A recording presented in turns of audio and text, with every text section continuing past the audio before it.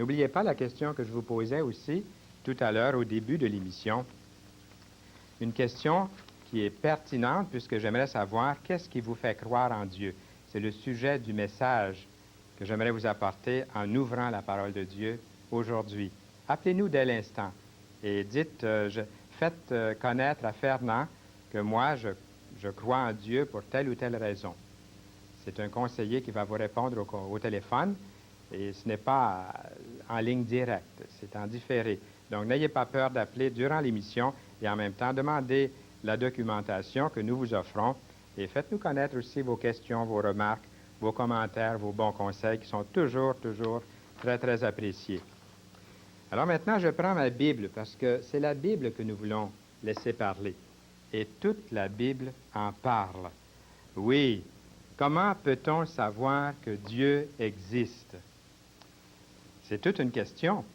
Et c'est pour ça que je veux me cacher derrière le livre, derrière la parole de Dieu. C'est en elle que je me confie depuis bientôt 40 ans.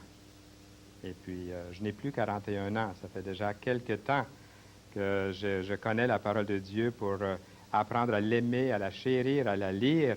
C'est comme une nourriture. C'est comme un puits d'eau limpide, désaltérant. Une nourriture succulente. Comme la semaine dernière, Denis Veilleux nous a lu un passage dans les psaumes qui parlait de la parole de Dieu comme étant comme du miel. Une nourriture qui fait du bien, qui est une nourriture douce même pour qu'on aime manger. On aime s'en nourrir à tous les jours. Dieu s'est révélé à l'homme de bien des façons, de bien des manières différentes. Premièrement, sa main se voit dans toute la création. Des fois, je me demande comment les gens ne peuvent pas croire en Dieu lorsque je sors le soir en campagne et que je contemple la voûte étoilée. On dirait qu'en campagne, loin des villes, le ciel est tout près avec tous ces astres, ces galaxies, ces univers. Et nous sommes comme un petit grain de poussière à quelque part sur cette planète qui est elle aussi un grain de poussière quand on la considère dans l'univers. Nous lisons dans la Bible, depuis que Dieu a créé le monde, ses qualités invisibles, c'est-à-dire sa puissance éternelle et sa nature divine, se voient dans les œuvres qu'il a faites. Si vous avez un petit calepin et un crayon, notez bien la référence. Je vais vous donner les références et allez vérifier dans votre Bible. C'est la même chose que ce que je vous lis ici. C'est dans Romains, chapitre 1, le verset 20. Sa main se voit dans la création. N'attendez pas de voir sa main qui sera un jour devant vous pour vous juger si vous ne l'avez pas reçue alors que vous en aviez l'occasion. Je pense à cette main un jour qui s'est fait voir à Balthazar dans l'Ancien Testament. Une main apparue, vous avez déjà entendu cette histoire. Une main est apparue et une main a écrit un message sur le mur. Comptez, comptez, pesez, divisez. Au roi Balthazar qui avait rempli sa maison d'idoles, qui se moquait de Dieu, qui blasphémait et qui se moquait du peuple de Dieu. Un jour, il a vu la main de Dieu. Lui aussi peut-être a eu l'occasion de considérer la main de Dieu dans la création. Mais il a attendu de voir la main de Dieu qu'il a jugée. Nous pouvons voir la main de Dieu dans la création ou remettre à plus tard, négliger de reconnaître Dieu dans sa vie par la personne vivante et authentique de son Fils. Et de remettre à plus tard, d'attendre, de négliger l'appel du Seigneur qui dit « Venez à moi, vous tous qui êtes fatigués et chargés, et je vous donnerai du repos. » De remettre à plus tard, c'est d'attendre de voir une main qui va écrire notre jugement à la face de toutes les nations. Nous avons aussi une autre parole qui nous démontre ses qualités et sa puissance qui se voient. Nous lisons Le ciel proclame la gloire de Dieu. La voûte étoilée révèle ce qu'il a fait. C'est dans le psaume 19, le verset 1. Que penser de ceux qui disent « Il n'y a pas de Dieu » ? Quelqu'un qui prétend ne pas croire en Dieu, parce que j'ai beaucoup de difficultés, moi, à croire qu'il y a de telles personnes. S'il y a quelqu'un à l'écoute qui ne croit pas en Dieu, qui ne croit pas vraiment, j'aimerais que vous puissiez nous le dire. Ayez le courage de nous appeler puis nous dire que vous ne croyez pas en Dieu. Dites-le. Et il y aura quelqu'un là pour vous aider avec la parole de Dieu. Et si vous croyez en Dieu, appelez-nous aussi pour dire pourquoi vous croyez en Dieu. Ceux qui disent il n'y a pas de Dieu, saviez-vous que dans la parole de Dieu, il y a un texte, un passage écrit spécialement pour ceux qui disent il n'y a pas de Dieu? J'ai été très étonné le jour où j'ai lu ce passage. Il est dans la Bible. Je vous le lis. C'est dans le psaume 14, verset 1. Écoutez bien. C'est Dieu qui parle. L'insensé dit en son cœur, il n'y a point de Dieu. Une autre traduction dit ceci, ils sont stupides, ceux qui se disent que Dieu est sans pouvoir. C'est le Seigneur qui s'exprime comme ça. Deuxièmement, sa voix, la voix de Dieu, s'entend dans sa parole. Souvent, lorsque je témoigne à des amis, on me dit, bien, est-ce que Dieu vous a parlé? Est-ce que Dieu parle de vive voix? Si Dieu me parle de vive voix, bien, je vais l'écouter. Mais savez-vous que Dieu nous parle de bien des façons, de bien des manières, mais on ne sait pas toujours entendre ou capter son message. Sa voix s'entend un jour. Un homme a entendu la voix de Dieu. Il était sur une route, il s'en allait dans une ville, lié des chrétiens. Il avait mandat de les arrêter, de les persécuter, de les traîner devant les tribunaux et même de mettre ces chrétiens-là à mort. Et sur la route, Dieu lui a parlé, Jésus-Christ lui a parlé. Il a entendu une voix qui disait « Saul, Saul, pourquoi me persécutes-tu » ? C'était Saul de Tarse, celui qui est devenu le grand apôtre, l'apôtre Paul. Il a dit « Seigneur, qui es-tu » ? Et la voix lui a répondu « Je suis Jésus que tu persécutes ».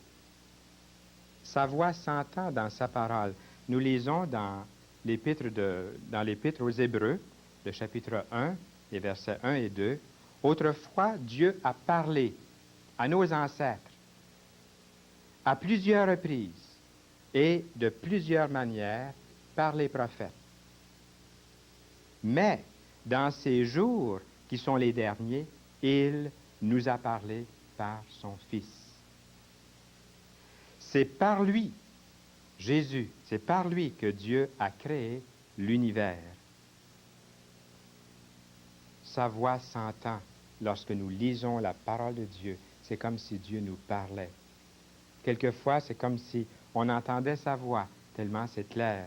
Combien de personnes j'ai entendu dire j'ai lu la parole de Dieu, puis c'est comme si Dieu me parlait à moi personnellement.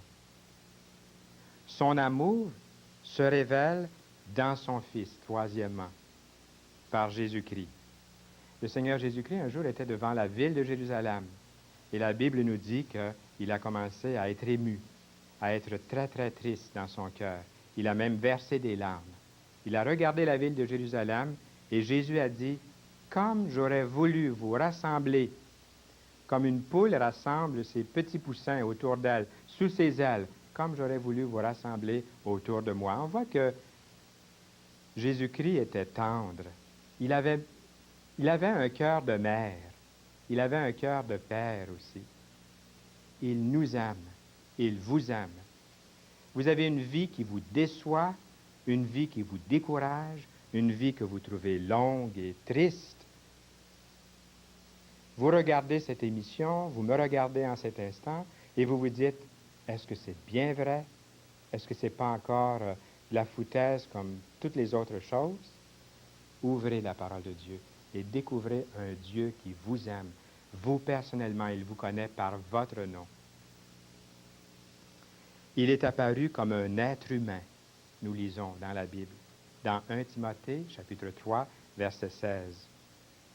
Jésus, possédant depuis toujours la condition divine, nous lisons encore, mais il n'a pas estimé qu'il devait chercher à se faire de force l'égale de Dieu. Il est devenu semblable aux hommes. Il s'est montré obéissant jusqu'à la mort sur la croix.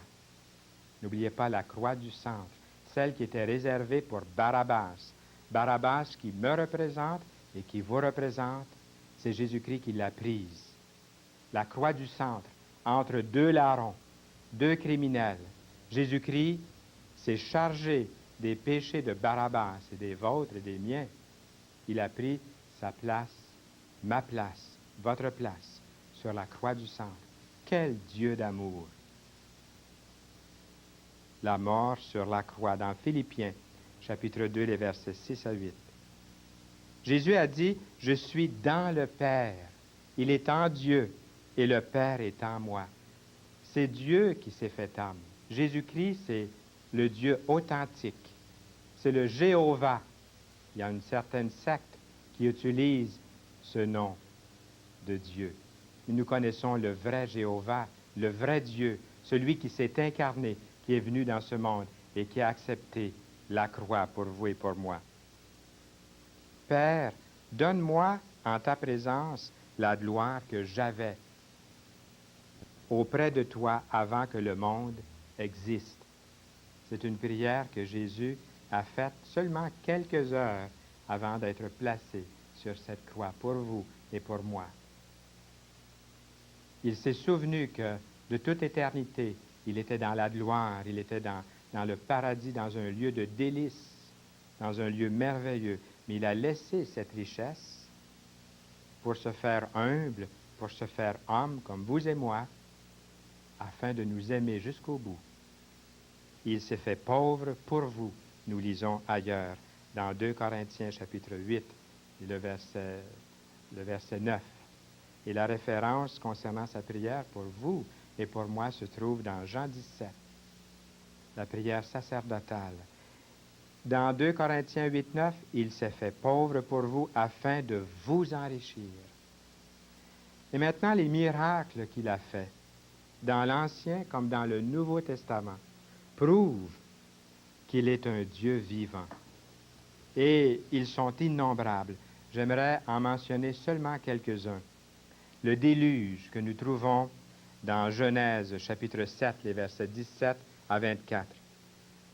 Les gens dans l'Antiquité vivaient dans la débauche, dans le plaisir, dans l'oubli de Dieu, dans tout ce que le monde pouvait leur offrir. Et un jour, Dieu les a avertis par son serviteur Noé. C'est une histoire vraie, on peut la lire dans la Bible. Et Dieu a envoyé un grand jugement sur la terre qu'on appelle le déluge. L'eau a couvert toutes les collines de cette terre. Et puis, il y a eu une perte énorme de vie à cause d'une désobéissance très, très grande. Mais un petit groupe a été gardé, 8, dans l'arche. L'arche représente Jésus-Christ. Nous pouvons, en Jésus-Christ, être gardés du jugement à venir et de la colère de Dieu qui va tomber sur ce monde.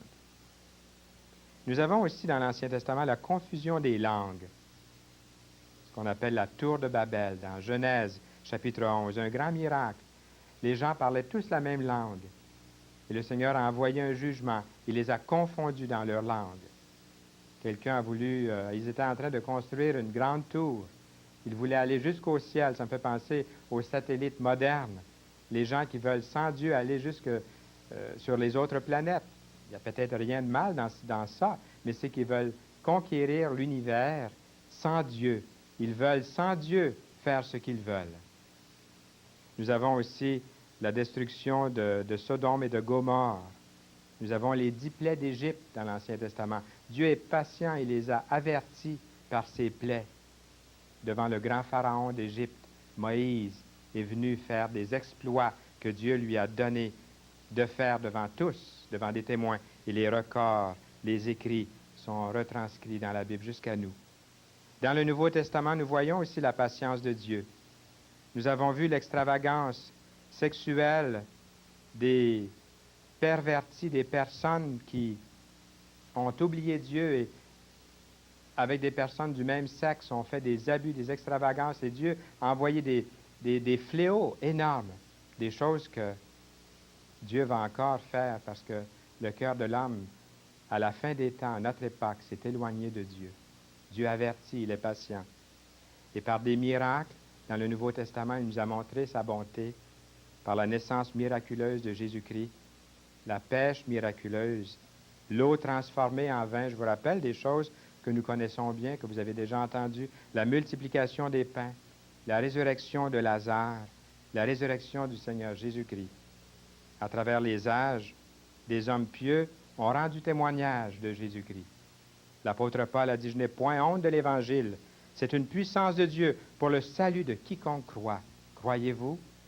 Placez-vous votre confiance, votre foi en Jésus-Christ là où vous êtes en cet instant? Mais il faut croire. C'est par la foi, comme nous lisons dans Hébreux 11. Qu'est-ce que c'est avoir la foi? Avoir la foi, d'après l'Écriture, c'est être sûr de ce que l'on espère. C'est être convaincu de la réalité de ce qu'on ne voit pas. Par la foi, nous comprenons que l'univers a été créé par la bouche de Dieu, de sorte que ce que l'on voit a été fait à partir de ce que l'on ne voit pas. Donnez votre vie au Seigneur Jésus-Christ